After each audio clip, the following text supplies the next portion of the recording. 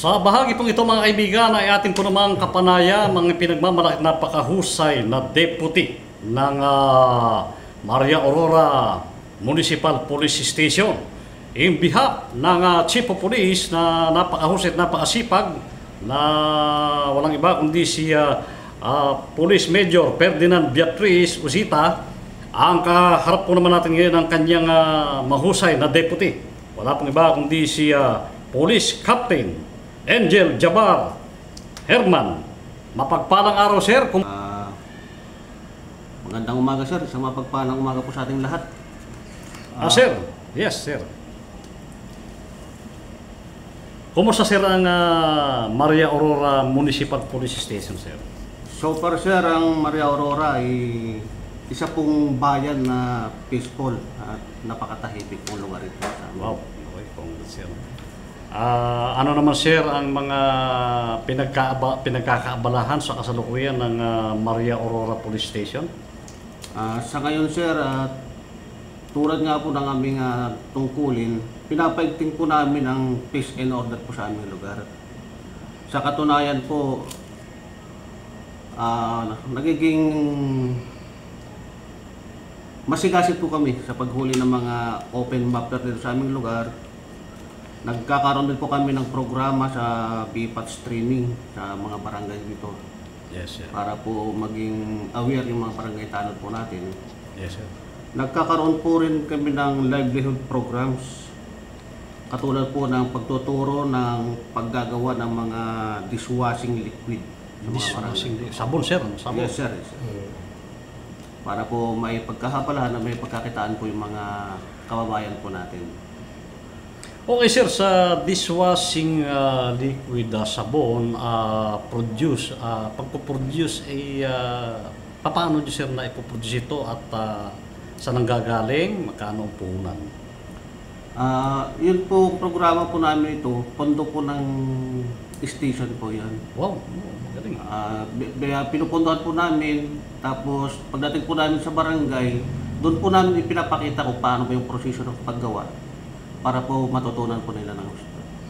Sa ngayon, sir, marami nang nagawa. Paano naman ang market nila? Saan nila tinitinda? Paano bang sistemang marketing, sir? Yung mga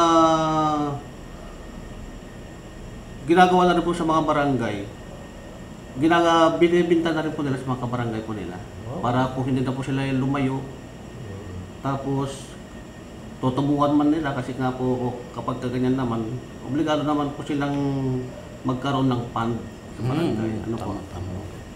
Okay, sir, binabayaran naman nila siyempre puhunan. Consignment ba, sir, ito? O cash nilang kukunin yung mga materials o yung paggawa? Paano ang system niyo, sir? Yun pong pag nagtuturo po kami, libre na po yan. Libre? Pamigay na po namin sa kanila. Yes, kanila. Ngayon kung mamumuhunan na po sila, sa kanila na po kasi yun kasi nga natuto naman silang maggawa. So pagka minsan nyo silang nabigyan, yun ang puhunan nila o mauulit pa uling bigyan sila, sir? Ayun lang, sir, yung pagpunta namin doon, may dala na po kaming mga gamit para sa paggawa. Yun po yung libre. Ngayon po, kung ipagpapatuloy po nila, dahil nga po naturuan na namin silang kung paano magproseso, paano maggawa, puhunan na rin po nila yan. Okay, sir. Yung mga beneficiary, lahat ba, sir, ng tanod nabibigyan ng materials para makagawa ng sabon? Actually, sir, hindi lang naman po yung mga tanod. Yung lahat mga ng barangay? Opo. So may limit ba, sir, yung mga pwedeng tumanggap? Ano mo, ilang tao lang o buong barangay ba? Lahat ba ng kabarangay ay pwedeng tumanggap ng materials sa paggawa ng sabon? Lahat naman, sir. Wow, maganda, no? So magkano naman, sir, ang halaga ng kanilang tinatanggap na gagawing sabon at hopefully magkano naman ang kanilang pagbebentahan dito kung sakali? Siguro maganda, endorse nyo rin kami doon sa kapitan para mapag-usapan namin yung usapang kabuhayan doon sa paggawa nila ng sabon, sir, para mapasela namin yung mga barangay captain at makapagpasalamat naman sila sa Maria Aurora Police. Siguro sir, sa susunod na pag-uusap natin, kung okay sa inyo, every Tuesday kami rito sa inyo, ay pwede natin pag-usapan yung mga mahalagang mga bagay na tulad yan, mahalagang malaman ng ating mga kababayan na tiga Maria Aurora na nasa ibang lugar na wow, ang galing pala ng Maria Aurora Municipal Police Station, meron pang pa-livelihood program. Sir, bukod dun sa sa sabon, meron pa bang ibang pa-livelihood program ang Maria Aurora MPS? Sa ngayon sir, wala. Yun na lang. Yun pa lang sir. Okay, sir. Kumusta po sir? Kumusta naman sir ang mga huli ninyo? Meron ba kayong masasabi dun sa illegal logging? O meron? O kaya ay illegal drugs? Sa ngayon sir,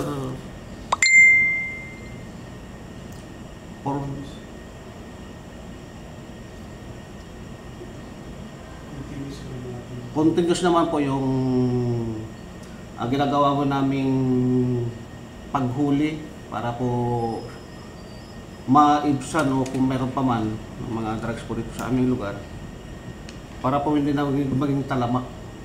Wow, okay. Okay sir, maging sa illegal lagi. Sir, siguro sa susunod natin pag-uusapan ay hihingi ako ng record ng mga huli ninyo. Even do sa crime case, kung merong crime case ay pwede maganda natin pag-usapan at maging babala naman doon sa mga nagnanais pang gumawa ng labag sa batas dito sa Maria Aurora. Alam namin sir na ang Maria Aurora ay peaceful ng mga tao, hindi sila nagtutulak ng droga. Alam namin dayo yung mga gumagawa dito ng kalokohan at mahalaga rin na mapag-usapan natin sino ba itong mga dayo nito. Kailangan mailantad sa publiko, itago man natin ang kanilang pangalan. Yes sir.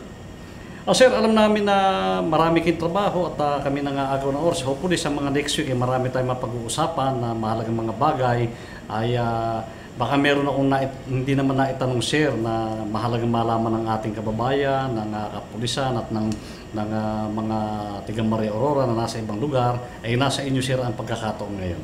Yes sir. Maraming salamat sir sa pagkakataon. Para po sa kaalaman po namin mga kababayan dito sa Maria Aurora po. Ang Maria Aurora MPS po ay patuloy po sa pangangalaga ng kapayapaan at sa lugar. Sa katunayan po, patuloy po kami sa pagpapatrolya gabi-gabi para po sa prevensyon ng mga hindi po makagawa ng anumang pagkakataon ng mga masasamang loob para po may pagpatuloy po natin kapayapaan sa ating lugar.